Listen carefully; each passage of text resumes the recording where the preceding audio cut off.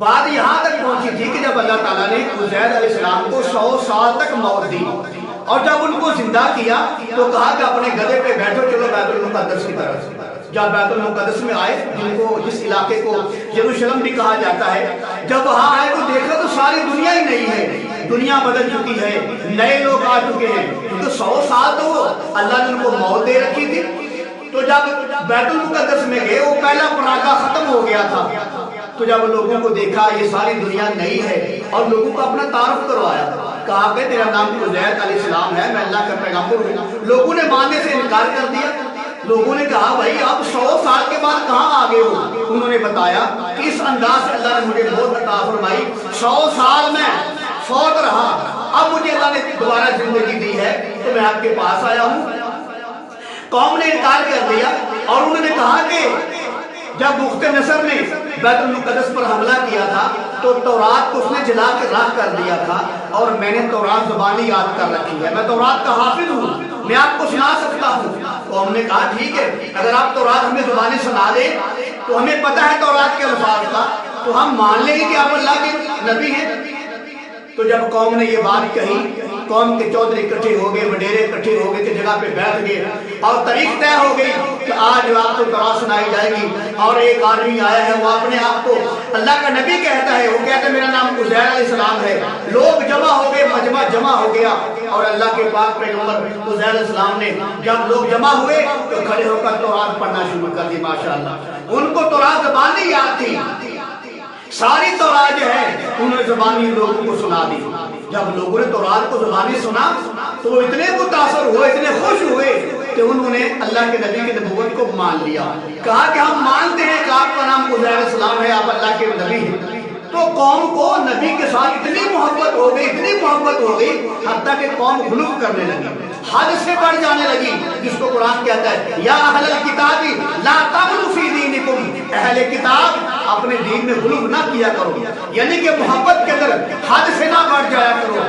اس بات کی طرف اللہ کے پیغمبر نے اشارہ فرمایا تھا اے علی رضی اللہ تعالیٰ عنہ، تیری وجہ سے، آپ کی وجہ سے 2 فرقے گمراہ ہوں گے، ایک محبت میں کمی کرے گا، ایک اضافہ کر دے گا، غلو کرے گا، اور ایک ترکستان ایک علاقہ ہے غالباً، وہاں ایک فرقہ رہتا ہے جو علی رضی اللہ تعالیٰ عنہ کا نام مبارک اپنے پاؤں کے نیچے لکھتا ہے، بے ادبی کرتا ہے۔ وہ تو پکے جہنمی ہیں، اتنے ملعون اور مرفوض آدمی ہیں، صحابہ کرام میں سے حضرت علی کے ساتھ اتنا گندا معاملہ کرتے ہیں، وہ تو پکے جہنمی کرتے ہیں۔ لیکن بعض لوگ ایسے ہیں جو محبت میں بڑھ جاتے ہیں اور شعر بولتے ہیں نظموں کے اندر کہ حضرت علی جب ہم عبادت کرتے ہیں تو ایسے لگتا ہے جیسے خدا کی عبادت خدا کر رہا ہے۔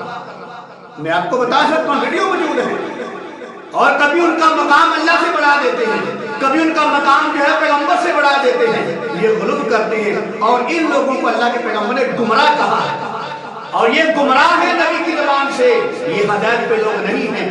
عزیر علیہ السلام کے ساتھ ان کی قوم نے محبت کے اندر غلو کیا تو گمراہ ہو گئے۔ غلو کیا اور یہودیوں نے کیا کہا، وقالت الیہود عزیر ابن اللہ، یہودیوں نے کہا کہ عزیر علیہ السلام جو ہے اللہ کے بیٹے ہیں، حالانکہ ھذا بہتان عظیم، یہ تو بہت بڑا بہتان ہے پیغمبر کی ذات پر۔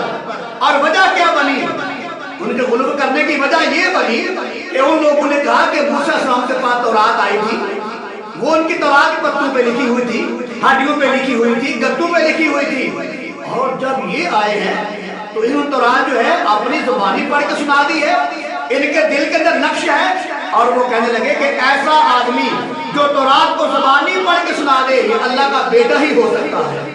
پیغمبر کی بات کو مان تو لیا لیکن محبت کے اندر غلو کر کے گمراہ ہو گئے۔ تو معلوم ہوا جو حد سے بڑھ جاتا ہے وہ بھی گمراہ ہوتا ہے، جو حد سے کم ہو جاتا ہے وہ بھی گمراہ ہو جاتا ہے۔ لہذا یہودی جو ہیں اللہ رسول کی نگاہ میں گمراہ لوگ ہیں، ان لوگوں نے غلو کر کے اپنے پیغمبر کو اللہ کا بیٹا قرار دے دیا، جبکہ یہ بہت بڑا بہتان ہے۔